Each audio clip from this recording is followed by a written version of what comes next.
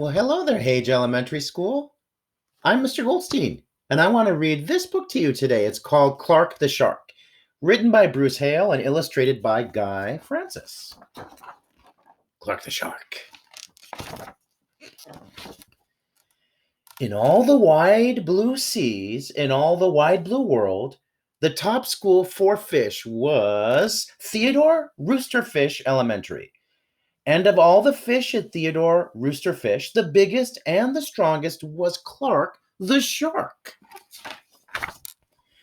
Clark loved school, and he loved his teacher, Mrs. Inkydink. He loved to play upsy-downsy and spin-a-majig with his friends. Clark loved his life. School is awesome, shouted Clark the Shark. Less shouting, more reading, said Mrs. Inkydink. Lunchtime is sweet, yelled Clark the Shark. Munch your own lunch, said his best friend Joey Mackerel. Recess rocks, bellowed Clark the Shark. You're playing rough, Clark, cried the other kids. Yes, Clark loved his life with all of his sharky heart, but he loved everything way too much. He was too loud. He was too wild. He was just too much shark for the other fish to handle. After a while, no one would play with Clark. No one ate lunch with him. No one sat with him at circle time. Even his best friend, Joey Mackerel, said, Cool your jets, Clark. You're making me crazy. Oh. One day, Clark asked Mrs. Inkydink, What's wrong with everyone? Mrs. Inkydink patted his fin. Clark, sometimes you play too hard. You mush too hard, and gosh, you even help too hard. But life is so exciting, said Clark. Well, there's a time and a place for everything, said Mrs. Inkydink. And sometimes the rule is stay cool. At recess, Clark tried to stay cool, but he pushed the swing with too much zing. Sorry, said Clark. I forgot. Yikes, cried Joey Mackerel. At lunch, Clark tried to stay cool, but everything smelled so good that he munched a bunch of lunches.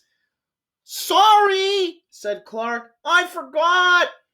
We're starving, said his friends. In class, Clark tried to stay cool, but a good book got him all shook up. Now, Clark, said Mrs. Inkydink, this isn't the time or the place. Tell me what's the rule. Stay cool, said Clark. Hey, that rhymes, he cried. Then Clark got a big idea in his sharky head. Maybe if I make a rhyme, I'll remember every time, he thought.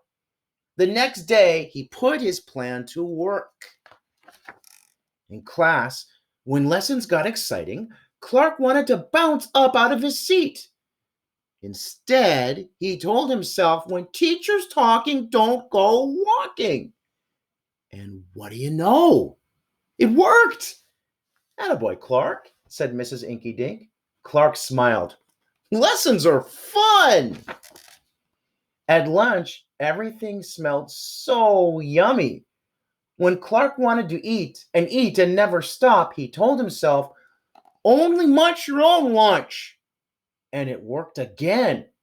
Way to go, Clark, said his friends. Clark grinned. Lunch is fun. At playtime, Clark told himself, easy does it. That's the way. Then my friends will let me play. And playtime was fun. Once more, Clark loved his life. But then a shadow fell across the playground. A ginormous shadow with tentacles galore. It's the new kid, and he looks scary, cried Joey Mackerel. Swim for your lives! The squid squashed the slide, and it snapped off the swings. Oops, my bad, said the new kid. Wait, said Clark. He just wants to play. Let's find a way. And he swam at the new kid with all his might. Clark played harder than he ever had before. Upsy downsy and spin-em-a-jig. Why, he even made up a new game called Tail Wumpa-Lumpus. Wow, that was fun, said the new kid breathlessly, and he settled down. If you want to come to school, you've got to stay cool, said Clark. That's right, Clark, said Mrs. Inky Dink, and thanks for taking care of our new classmate, Sid the Squid. Hooray for Clark the Shark! Everyone cheered. That night, Clark's mother asked, What'd you learn at school today, dear? There's a time and a place for everything, Clark said. Sometimes you stay cool, but sometimes a shark's gotta do what a shark's gotta do. The end.